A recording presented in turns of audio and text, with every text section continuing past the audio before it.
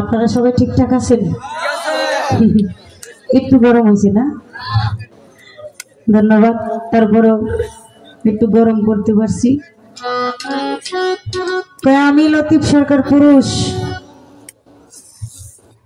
আমার 30 বছর আগে যা দেখছে এখনো বলে মানুষে কয় আপনাদের তো ওই রকমই দেখা যায়। এমন ডাহা মিথ্যা কথা কেউ কয়। আর এই যে কটকরি, এই নিচ থেকে কটকটি কইতেছে আপনি কেমন পর্যন্ত বেঁচে থাকবেন, তাই না? চিন্তা করছেন এটা যে কয়বার আইসে আর গেছে এই দুনিয়ার ভিতরে আল্লাহ জানে। হ্যাঁ, তার জন্য দোয়া করবেন সবাই যেন বড় মাপের একজন শিল্পী হতে পারে, ভালো একটা মানুষের মতো মানুষ হতে পারে। দোয়া করবেন। এবার নামবো জলে সাঁতারও খেলিব গো, অঙ্গেতে না লাগাবো জল, বোতল কাটতে রাখো দেন তো পড়েনি পটপট করে পড়তেছে পানি, পানি পড়তেছে। এটা হলো আমমানছের এটা হলো মানুষের বুঝানোর লেগে আর কি করলো আর কি। হ্যাঁ মুরব্বী নতুন কাম হইব না কইলে দেখ না চাই এক গুতুম মাছে থাকে কাদার তল, কাদায় কি আটকাইতে পারে গায়ে ভরা ভক্তির বিজল। কয় কি রে বিজল মিজল কই যাইব গা, যখন চুলার থেকে ছাই লইয়া এটা জাতা দিয়ে ধরব কি ভাই। কত সুন্দর করে এতটা পাখির মতো বুঝাই গেল। আচ্ছা আমি এই পর্যন্ত আপনারা তো কোনো বাজে কোনো কথা বলি নাই বাবা, বলছি বলেন তো? না আমার পালায় যা আসতেছে আমি টুকিটাকি ভাবে ওইভাবেই বলতে আছি। রসিকে বুঝবে কিসে গো, রসিকের সঙ্গ বিনে প্রেম নদীতে কত মধু একজন রসিকেই জানে। আমি তো সেই রসিক পুরুষটাই চাই, আমি তো সেই রসিক পুরুষের কথাই বলতেছি বিদায় ওই গানটা করেছি। গুরুর কাছে মন্ত্র লইয়া খেলো মাইয়া লইয়া প্রশ্ন করেছে নারীর মন্ত্র কি, নারীর মন্ত্রটা কি আমার বলতে হবে। নারী বানাইছে আদমের বাম পাশে মুখের হাড় দিয়া। কথা সত্য, এটা একটু মিথ্যা কথা না, এটা হাদিসের কথা, এটা মিথ্যা বলা যাবে না। ও বাবা, যদি নারী আসছে, নারী যদি আদমের বাম পাশে রেহান নামকের হাড় দিয়া বানাইয়া থাকে, তাইলে মানুষের তো ওপেন সার্জারি করলে অপারেশন করলে একটা দাগ চিহ্ন থাকে না কি থাকে না? তাহলে এত বড় বাম পাশের থেকে যে একটা হাড় উঠাইয়া নিল এইখানে কোনো দাগ টাক নাই কেন? আবার আরেক জায়গাতে হাড় উঠে ঠিকই নিছে, এখানে তো ঠিকই আছে। তাই খালি কেমন কথা কয়। আবার আমার কয় প্রশ্ন করে তোমার লাভ হইলো কি? আরে আমার লাভ হোক আর না হোক, এখানে অনেকেই জানে অনেকেই জানে না। যারা জানে না তারা এই কথাটা জানলো, নবীর কথাটা জানলেন, এটা কি ভালো হইল না? বলেন যে একটা আল্লাহর নবী তাকে বিনা দোষে দোষারোপ করেছে, কিন্তু দোষারোপ করার পর আল্লাহ তাকে প্রমাণ করে দিয়েছে আমার মুসা দোষী না। তাহলে এটা পুরুষের গুণ না বাবা? আমি কি খারাপ কথা কইছি? আপনি কখনোই না। একটা গান মনে পড়ছি, কত সুন্দর সুন্দর গান। আমিও তো চাই এত সুন্দর সুন্দর গানই। হ্যাঁ, এবার ডিম ডুম খাইয়া শক্তি করে লোন।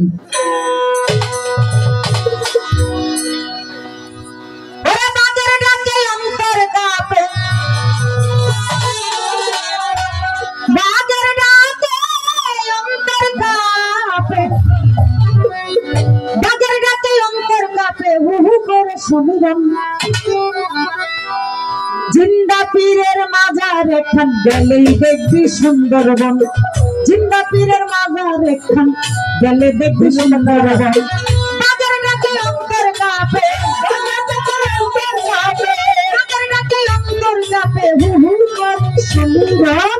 জিন্দা পীরের মাজার এখান গেলেই দেখবি সুন্দরবন, জিন্দা পীরের মাজার এখান গেলে দেখবি সুন্দরবন।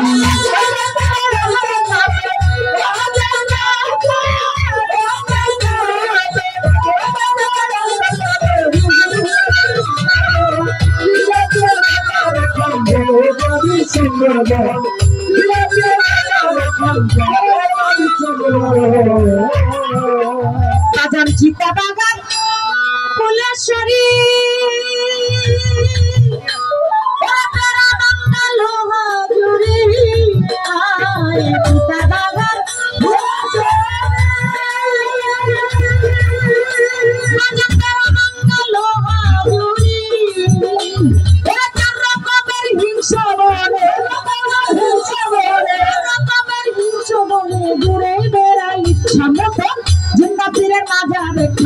গেলেই দেখবি সুন্দরবন জিন্দা পীরের মাজার এখানে গেলেই দেখবি সুন্দরবন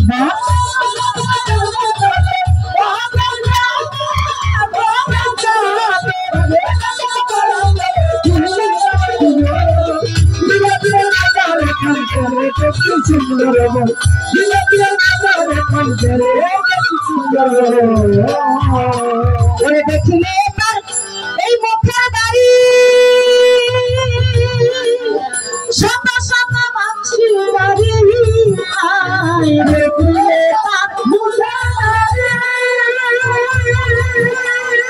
শত শত বাঁশি বাড়ি আবার গুলিয়ার বন্দুক ছাড়ি বন্দুক ছাড়ি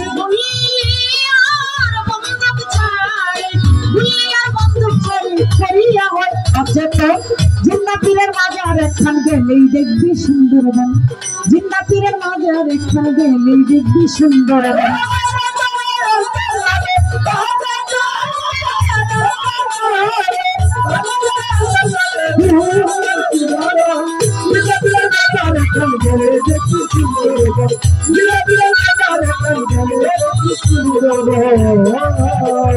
লোকে পিঠে নিশান করে যদি কেউ গুলি ছাড়ে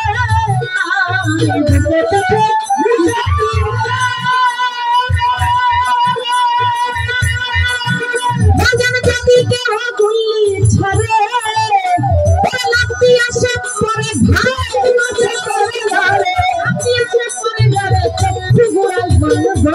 জিন্দা পীরের মাজার এখানে গেলেই দেখবি সুন্দরবন জিন্দা পীরের মাজার এখানে গেলেই দেখবি সুন্দরবন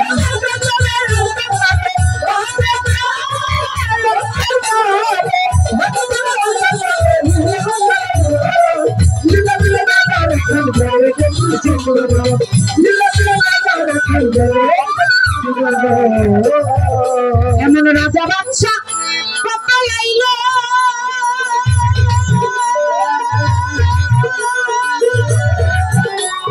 কত রঙের মানুষ খাইল রাজা বাদশা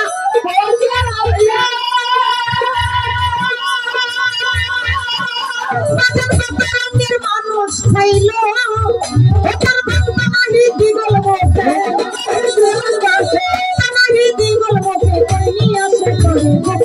জিন্দা পীরের মাজার এখানে গেলেই দেখবি সুন্দরবন জিন্দা পীরের মাজার এখানে গেলেই দেখবি সুন্দরবন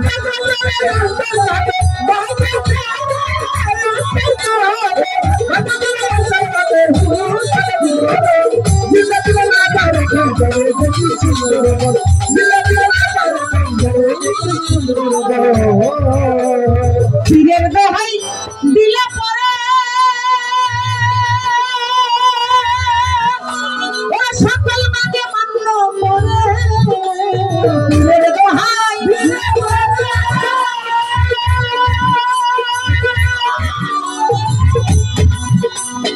সকল মাঝে মান্য করে আবার চিপে চিপে রাস্তা ছাড়ে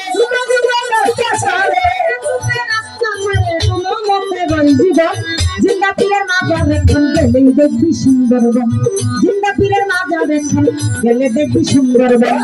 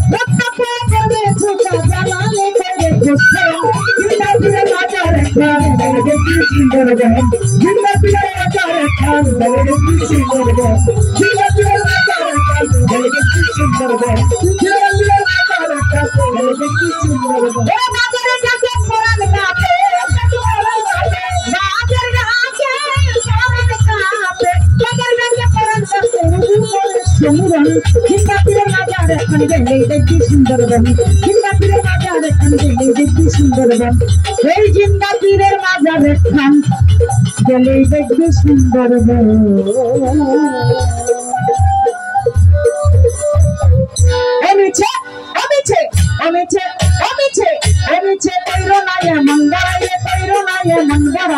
ভেবেছে কি তোমার মতো বাবু নাই, ও ভাই রে ভাই ভেবেছে কি তোমার মতো বাবু নাই।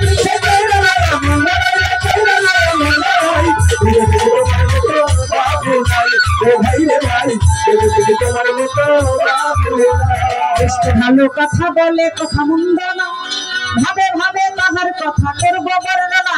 সে যে আমার কাছে প্রশ্ন করে আসরে দাঁড়াইয়া নীরবতা পালন করবেন আপনারা বসিয়া। এমন একটা গান গাইলাম আসরে দাঁড়াইয়া, গানটার ভিতরে অনেক কথা গানটার ভিতরে। জিন্দা পীরের মাজার একখান গেলেই দেখবি সুন্দর বলি। আপনি যেভাবে গাইতেছেন মানে আমার তো ওইভাবেই যাইতে হইব, তাই না? আপনি সেই রসিক পুরুষ হয়ে গান গাইতেছেন, এই জন্য আমারও এই গানটা চলে আসলো। জিন্দা পীরের মাজার একখান গেলেই দেখবি সুন্দর বন। কবি জালালউদ্দিন খাঁর গানের ভিতরে অনেকগুলো কথা। নাক চাটা বা কোমরসা ওরে কেউ দিও না খুসা, ওই তো রক্ত খেয়ে করবে সুসা, জ্বালালে কই রেখো।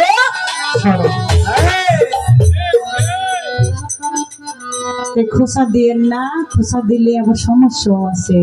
আর যে পুরুষ নারীর সাধনা যে না করছে সে কখনো মহাপুরুষই হইতে পারে না। নারীকে সম্মান করে ইজ্জত করে নারীর সাধনা করে তারপরে একজন মহাপুরুষ হইতে হবে। আর যদি যে নারীর সাধনা ভোজনা করে না সে কখনো মহাপুরুষ হইতে পারে না। তাই এই গানটি আমি রাখলাম। কয় বলো বলো লিপি সরকার, বলো নাই আমারে এই নারীর সাধনাটা কি, বলে দাও আমারে। আমি আস্তে ধীরে বলবো কথা, হাইরে বন্ধুগণ ভাবে ভাবে ভাবের কথা করিব পুরাণ রে।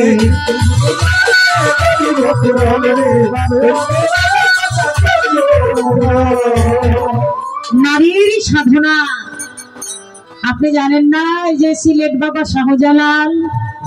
শাহজালাল বাবা এই নারীদেরকে নিয়ে খেলাধুলা করছে না বাবা? নারীদেরকে নিয়ে খেলাধুলা করছে, দিল্লি থেকে নিজামুদ্দিন আউলিয়া সংগ্রহ করছে। কাই হাই রে, এত বড় একজন মহাপুরুষ হলি যে শাহজালাল বাবা এই বাংলাদেশে না আসলে ইসলাম প্রচার হতো না। উনি এত বড় একটা মহাজ্ঞানী হয়ে নারী লইয়া খেলাধুলা করে শাহজালাল বাবা অন্তর্জামে বুঝে ফেলাইছে। একটা ডিব্বার ভিতরে নিচে তুলা উপরে তুলা মাঝখানে একটা আগুনের কয়লার টুকরা দিয়া পাঠাই দিল দিল্লিতে। নিজামুদ্দিন আউলিয়া খুললা দেখে নিচে তুলা উপরে তুলা মাঝখানে আগুন, নিচের তুলাও পড়ে নাই উপরের তুলাও পড়ে নাই, আগুন আগুনের জায়গায় রয়েছে। আর নিজামুদ্দিন আউলিয়াকে আমি যে সন্দেহ করছি তার জবাব আমার দিচ্ছে। তখন ওই যে সন্তুষ্ট হয়ে এক জোড়া কবুতর দিল, যার নাম হলো জালালি কবুতর। দেখছেন নারী সাধনা কিভাবে করে? আল্লাহর ওলি আউলিয়ারা এই নারী সাধনাকে যে জয় করতে পেরেছে তারাই আল্লাহর ওলি আউলিয়া হয়েছে। আমার খাজা বাবাও নারী ভক্তবিন্দু নিয়ে চলছে, সাধনা করছে। মস্ত বস্তা বড় বড় আউলিয়ারা তারা নারী নিয়ে খেলাধুলা করছে, কিন্তু যারা আম মানুষ তারা বোঝে না। তাই নারীর সাধনা করতে হবে। আরেকটা গান আছে না রজব দেওয়ানের, ওরে কাম সাগরে সাঁতার দিতে গঙ্গা সাধন জেনে নেবে সাঁতার যদি দিবি মন তুই সাঁতার যদি দিবি। আছেন এরকম একটা গান? হ্যাঁ কামসাগরে সাঁতার দিতে গঙ্গা সাধন জেনে নিবি, সাঁতার যদি দিবি রে মন তুই সাঁতার যদি সেই সাগরের রসিক যারা সবাই সাঁতার খেলছে তারা হয় না তবু আত্মহারা তাহার স্বভাব নিবি। কুম্ভদমে সাধন করে নিজেই সাধন হবি, বাঁচতে পারবি সাঁতার যদি দিবি মন তুই সাঁতার যদি দিবি। সাঁতার দিতে হলে কুম্ভদমের সাধন করতে হবে, আর ওই সাধন গিয়ে শিখতে হবে কার কাছে? এই নারীর কাছে। এই যে নারীর সাধন হলো এই কুম্ভদম। এই তো তাহার একটা কথা হইয়া গেল শেষ, আরো একটা কথা বইলা মাইরা গেছে পেশ। হরফ কইটা আরে দয়াল যা বলে, গুরু যা বলে সমস্তটাই হরফ, সবকিছুই হরফ।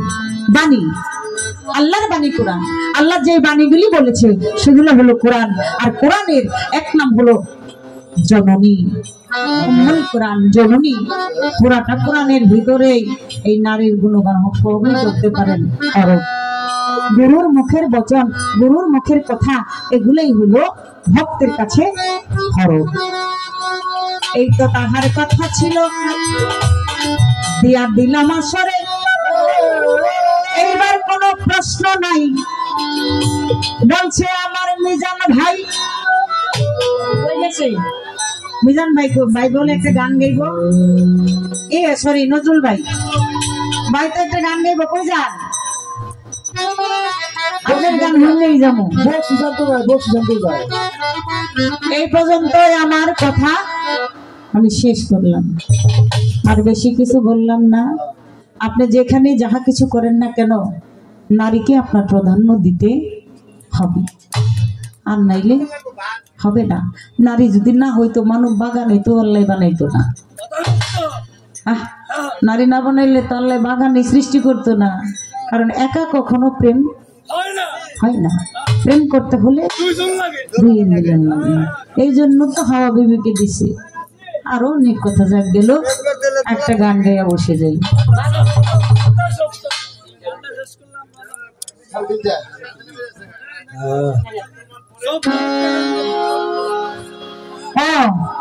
এই